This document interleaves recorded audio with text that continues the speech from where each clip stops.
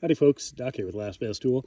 And these inexpensive little battery-powered chainsaws you can get on Amazon are worth their weight in gold. This guy here, he's going on like 2 years. And as you can see, fairly well abused, jammed up a lot, cleaned out a ton, but they're just great.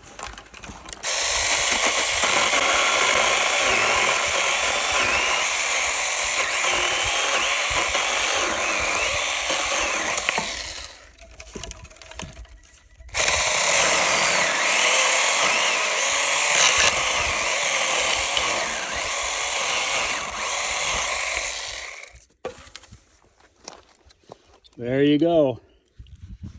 Chainsaw. Doc out.